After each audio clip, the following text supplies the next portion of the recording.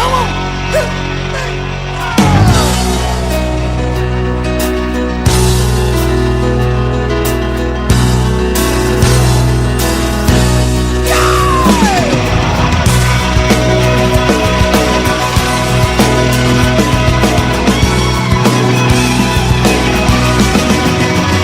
Good morning. Welcome back to the Broadcast Retirement Network. I'm Jeff Snyder. This is BRN Sunday for Sunday, January 15th, 2023. Hope you're having a great weekend. We've got another great show for you this week. We've got members of the media, academia, financial services, and government standing by as we break down all the news and events for the week. So sit back, relax, enjoy this episode of BRN Sunday.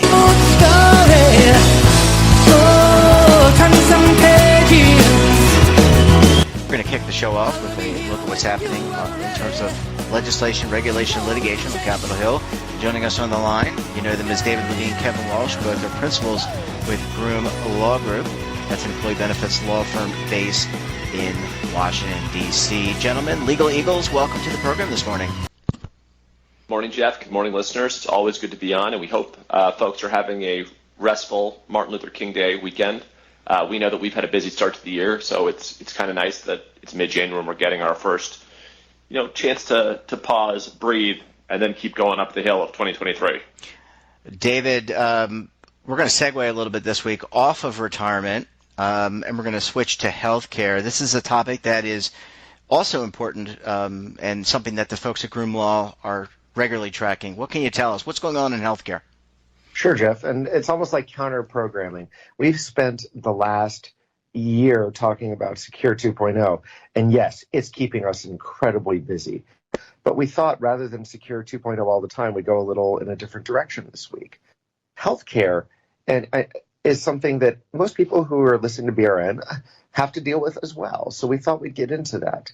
There's sort of two things we really want to talk about in the land of healthcare because Kevin, myself, our health team at our firm, two things we see going on are in some ways are very close to what you see in the retirement space.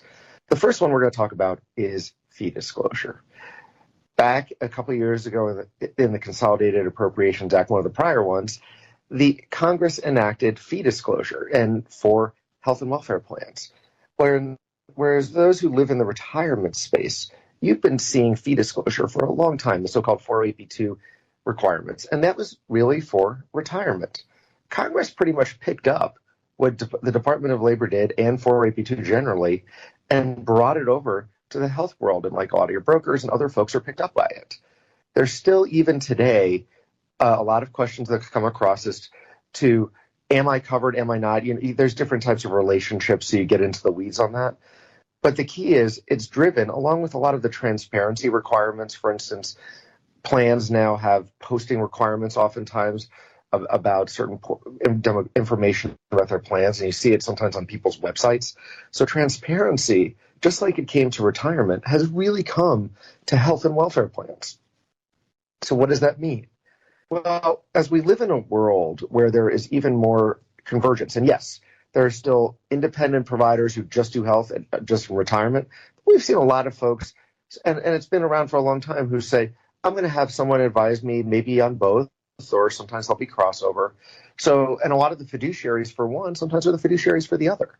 So right now, as a basic thing to keep in mind, we want to put on people's radar is, remember, when you're doing renewals on contracts and pricing, it's important to say, how are people being compensated? As Kevin and I will often say, nothing is for free. You have to accept that people need to make a living here. Nobody's questioning that. And commissions are totally normal in this space. It's a little different than retirement in terms of the methods and schema for it. But the key is, it's important to be saying, what is fee disclosure and monitoring it? Is it like you have to have some rigid process? No.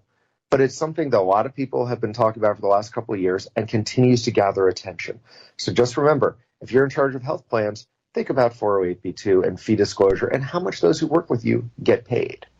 The second thing that Kevin and I are going to talk about, and I'm going to hand it to Kevin in a second, is Department of Labor investigations. Kevin's going to talk a bit in a minute about how these investigations work and how to be prepared, just on a general level. But one thing to keep in mind is Congress, there are rules relating to mental health parity, sort of saying about how mental health benefits are treated compared to non-mental health benefits. There's so-called comparison on a quantitative level on what those benefits are, and non-quantitative. We could spend a bunch of time explaining what an NQTL is. The key is the Department of Labor actually did a trial run on investigations over the last couple of years, and they actually, I think it was in the 170s, if I remember correctly, had 170 something of these investigations, and they found something that they thought was a concern in 170 something of these investigations. Do people do a very good job on a lot of their health and welfare? Yes.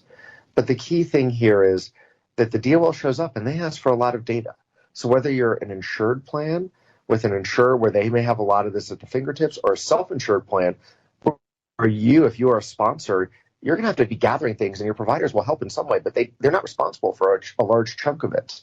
It's important to be ready for the investigation and have those data. We do a lot of analysis on this already for people to get ahead of the curve. But the key is these are two things that don't let it slip off your radar just because Secure 2.0 is the shiny new penny.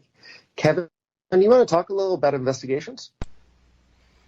Yeah, I'd be happy to. I mean, I think, you highlighted that mental health parity is one of the key focuses of DOL right now.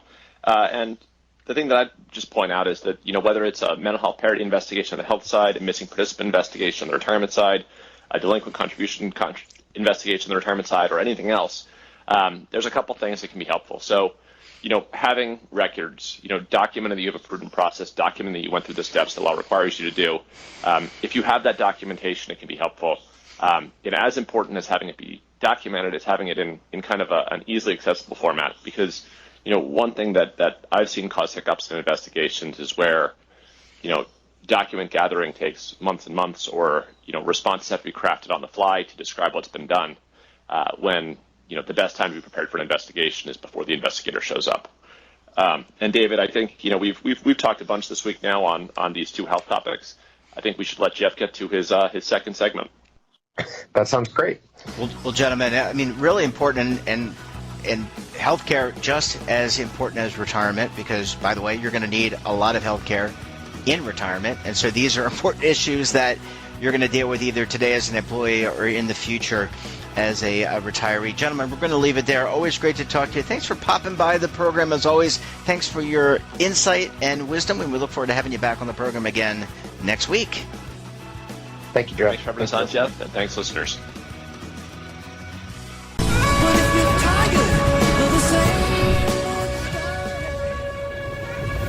Imagine a new television network that will make you richer, healthier, and in control of your financial future.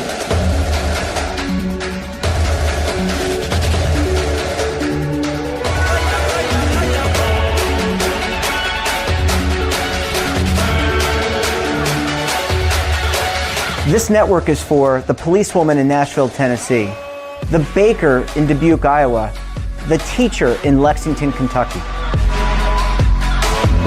We want to make the idea of savings and retirement culturally relevant. But what do you see as a defining issue of the midterms? Especially for the smaller businesses. I mean, they are the lifeblood of the American economy.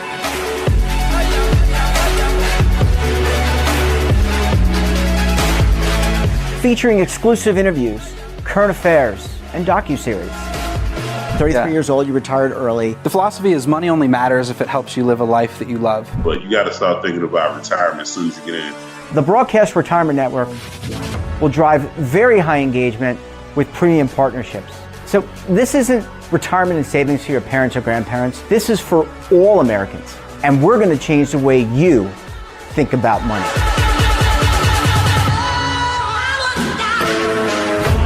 Welcome to the next frontier of retirement and savings. This is BRN, the Broadcast Retirement Network.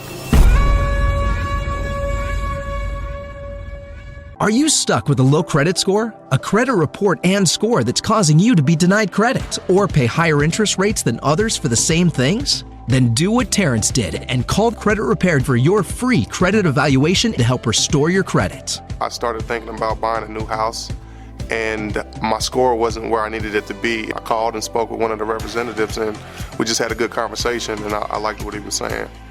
Just one call for his free credit evaluation was all it took to start back on the track to repairing his credit. I'm seeing the deletions and I'm getting the report, so I know something's being done.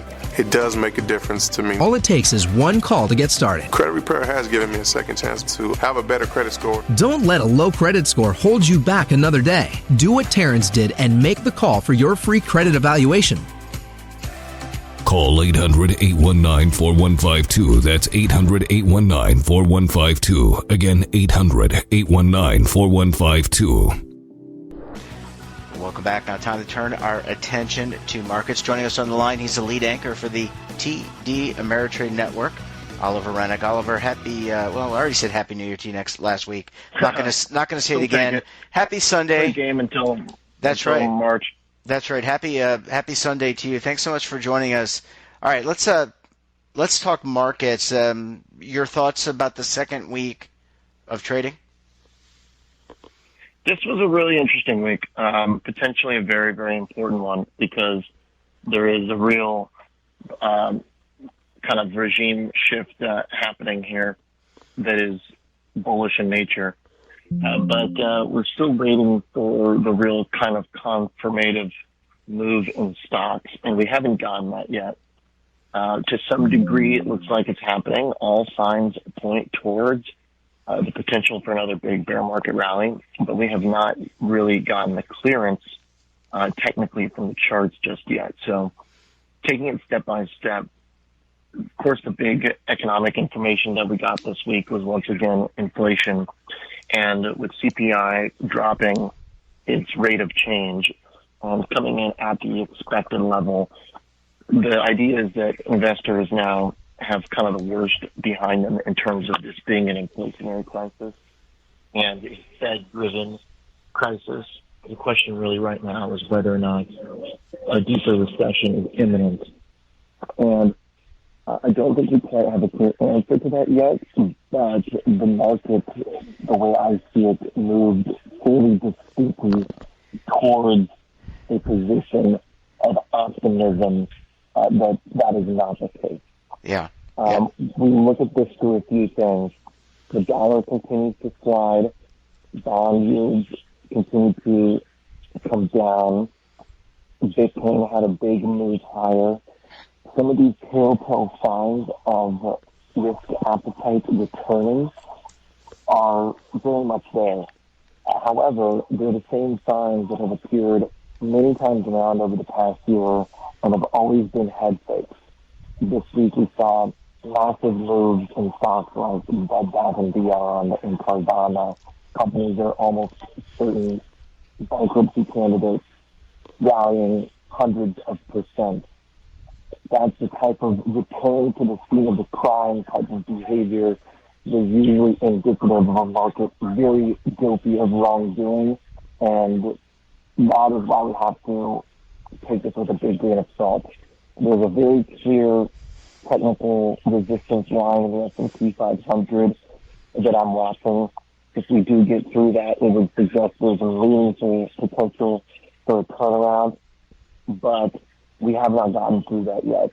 So it's basically like 3 out of 4 signs are flashing go, but the one that matters for most investors, stocks, has not quite turned that way yet. So Oliver, could it just be considered lagging? Is this last attribute is what I'm going to call it, indicator? Is this considered to be lagging? Has it lagged when you look at other recessionary periods in the market? Well, it's right now what I'm looking at basically is a pretty short-term myopic look at the past year. There are a few other historical relevancies that I'm monitoring closely, mostly the .com period, for how the dollar trades relative to stocks. And right now there is a pretty clear relationship that is between stocks and the dollar, where the dollar had this big explosive move higher, but now that that's coming off, there is potential here for stocks to kind of revive. But there's a big string attached to that, because if we're moving into a stagflationary environment where the economy slows down, it would make sense for the dollar to decline while rates remain elevated. That being said, there were a few kind of moments where the dollar slipped in 2000 and .com before it really peaked, but it never really had a big decline. When the dollar had a big decline in 2000, that was it. That was the run-up. So if this is the big decline in the dollar that marks the peak in the dollar, you could really have something potentially happening here where stocks could be bottoming out close behind. That being said, though, nothing's really perfect historically, because we do not have the inflation that we do today in .com. So again, I kind of am looking at it on a short-term, very technical approach, where every time the S&P basically gets to the level that it's at, this long-term downtrend line, it goes back down. And it sounds very simple, but I actually really like simple analysis when it comes to technical analysis, because the more people can see a line on a chart, the more it matters. The more obvious something is technically, the more it matters. And right now, this downtrend line in the S&P 500 has been the thing to trust. And so until we get through that, I don't really view stocks as maybe being lagging. I kind of view stocks as just being the one truth, where if they get through this line, then something really is changing. And if they don't, we have to describe this still as being a bear market regime and a downtrend. So it's a little bit of kind of a myopic one-way look, but that's the way I think it makes sense, because that's the way it's worked the past year. Oliver, let's talk for a few minutes, and then we can wrap up. Talk about international markets. And China recently dropped its 100% COVID-free philosophy and really reopened, and you're seeing travel, and you want to get your sense for what that means for the market. How do the world markets react? So China basically is reopening and creates an opportunity. What does that mean for things like inflation? What does it mean for our stock market here? What does it mean for investors? It's a very important question, because it is very clear right now from the charts that China-related stocks are doing something very unique and very different. In terms of how they relate to U.S. stocks, to some extent there is some evidence that Chinese stocks, in a way, kind of lead the U.S., but more kind of by coincidence than by design. Their bear market started before ours, so should it bottom before ours? Maybe. That holds a little bit of logic in my mind. But mostly I think this is a very China-specific economic impulse that probably does not directly apply and carry over to our market. More likely, the effects of China reopening are going to be demand surges in commodities. We're already seeing that happen in copper, which is following the Chinese stocks pretty closely. It looks like copper and its rally in the past 2 weeks is directly related to China, and therefore you would expect other commodity prices to start to move higher as well. I think crude oil is likely to follow copper. I think there's a very distinct chance we've probably bottomed in crude oil, but we have to wait and see, because right now it's been very sluggish. But ultimately, I do believe that the China reopening situation is a very strong case for elevated inflation and elevated demand for commodity prices. Well, Oliver, we're going to have to leave it there. Really appreciate your analysis. And folks, check out Oliver's programming. He sandwiches, I guess is the right word. I don't know. I'm hungry, so I'm going to say sandwiches. Sandwiches, the programming on the TD Ameritrade Network. Morning Markets on the Close and Morning Trade Live. Oliver Rennick, always a pleasure chatting with you. Enjoy the rest of your weekend, and we'll talk to you again next week. Absolutely. Thank you, Jeff. Thanks, bye-bye. Bye. And that wraps up this episode of BRN Sunday. Have a topic of interest, someone you think we should talk to, drop us a line. And don't forget, for all the latest security news and lifestyle, wellness, finance, tech, so much more, and all in one place, check out today's edition of our daily newsletter, The Morning Pulse. Want to search our archives, check out our latest content? Well, visit our website. And of course, all of our streaming partners. Well, tomorrow we're taking a day off in honor of Martin Luther King holiday. We'll be back on Tuesday the 17th with another edition of BRN AM. Until then, I'm Jeff Snyder. Stay safe, keep on saving, and don't forget, roll with the changes.